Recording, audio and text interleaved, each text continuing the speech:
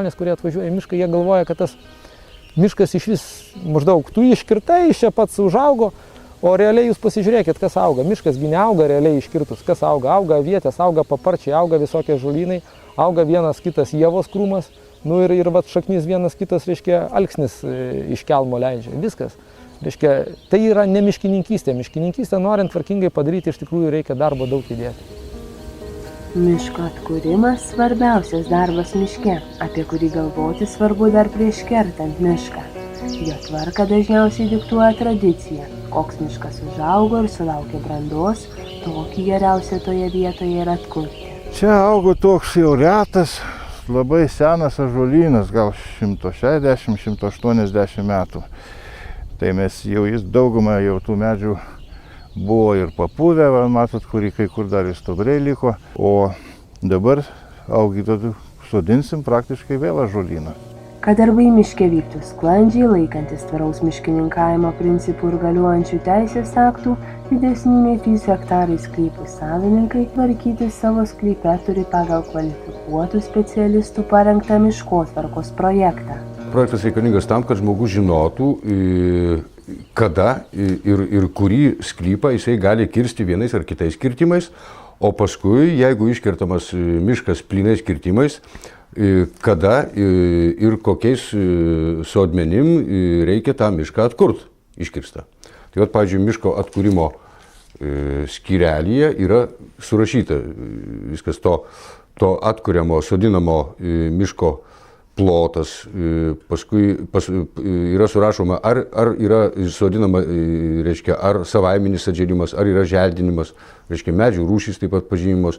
Tai čia panašiai kaip namo statyboje, jeigu žmogus be jokio projekto, be brėžinių, be nieko, tai jis gali pastatyti truputį kreivą tą namą.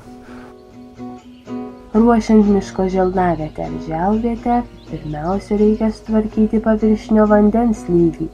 Tuomet pašalinti nepageidaujamą augmeniją, sunaikinti galimus miško kenkėjų ar grybinių ligų židinius.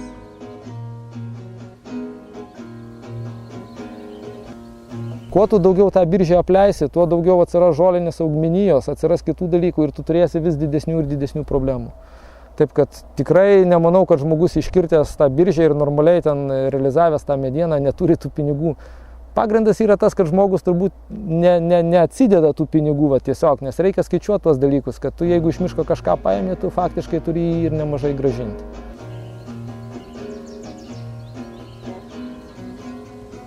Atsižvelgiant į želdavietės sąlygas, dirva gali būti ruošiama išariant vagas, formuojant aikšteles ar kauburėlius. Neruošti dirvos galima užmirkusiose, pelkinėse nenusausintose augavietėse ir statesniuose nei 35 laipsnių šlaituose. Taupymo sumetimais neruošia tų vagų ir tiesiog sodina į neparuoštą dirvą. Nu ir paskui galų gale pabendravus tai savininkais, jie patys pripažino, kad prigijimas vis dėlto yra prastesnis.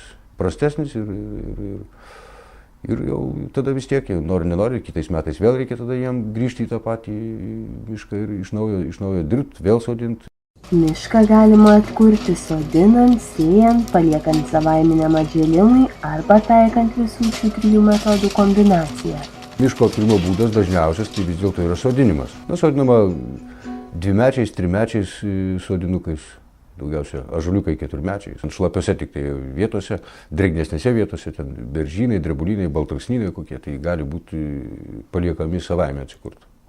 Nes jie puikiai atželia iš greta esančių miškų paliktų. O visa kita, tai tada jau ten plynos kirtavietės turi būti atkuriamos sodinant. Miško želdinių ar žėlinių rūšinė sudėtis parenkama atsižvelgiant į augavietės sąlygas ir miško funkcinę paskirtį. Turi būti derlinga augavietė, viena iš derlingesnių ąžuolui augaviečių. Nu čia, kaip matot, tokia ir yra, kiek arė, visur tamsus dirvožemio sluoksnis, apačioje yra molis dar, toks priemolis, tai ąžuolui žemė gan tinkama. Skirtingose Lietuvos teritorijose miško savininkai atkurdami mišką susiduria su skirtingais iššūkiais. Dzūkiška pieska, taip sakant, yra smėliukas. Tai ten jau su atkūrimu yra sodini ten tą pušį ir jau tada labai iš tikrųjų ir laiką renki, ir viską, ir tos sodmenys kokybiškus. Ten yra problemų, sakykime, Dzūkijoje iš tikrųjų daugiau. Čia, kai yra našesnė šiek tiek augavietės, su trakais niekada man kažkaip tų problemų nebuvo su sodinimu ir su jų kokybė. Kas liečia Panevėžį, tai jau sakau, lapuočiai labai gerai auga, ypatingai, kadangi ten jau yra našesnės dirvos.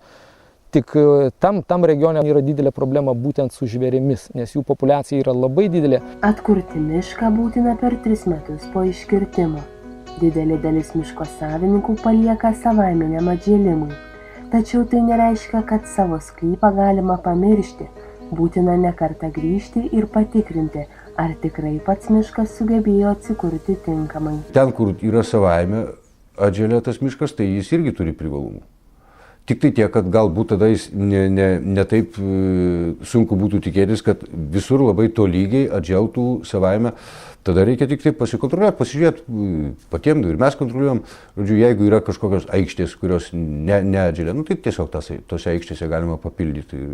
Siekdami, kad miškas būtų atsparesnis kenkėjams, ligoms ir stichiniams gamtos reiškiniams, turime sodinti daugiau nei vieną medžių rūšį. Atsparesni yra mišrūs medynai, kadangi negu viena rūšiai. Čia jau mes pasimokėm, daug kas matė ir dėl vėjovartų, ir dėl kenkėjų. Jeigu, sakysim, daug įvairių rūšių medynai, tai viena rūšis nukenčia, tai dar vis tiek visas miškas kaip ir nenukenčia, dar lieka. Tai va taip paruoštas daigas dabar yra sodinamas į paruoštą dirvą. O grąžinus miškui skolą ir atkūrus iškirstus plotus, galima imtis ir naujų miškų įveisimo. Tokiu atveju reikalingas miškų įveisimo projektas. 2006 metais Panevėžio rajone dalį dirbamo žemės, tai yra iš 7 hektarų 2 hektarus apsodinome miškų. Tai buvom faktiškai vieni pirmųjų pionierių Lietuvoje, kai prasidėjo ta tendencija, kur galima buvo gauti ES struktūrinių lėšų paramą. Pagrindė ten buvo sodinamas ąžuolas, kadangi labai našios augavietės, liepa, beržas ir šiek tiek eglės.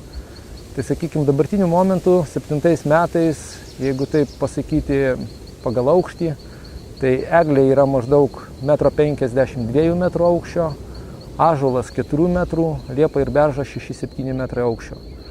Faktiškai tas miškas realiai, čia kurį dabar pasodinom, jisai geriausiu atveju lieka mūsų vaikam, o dar tiksliau mūsų anūkam.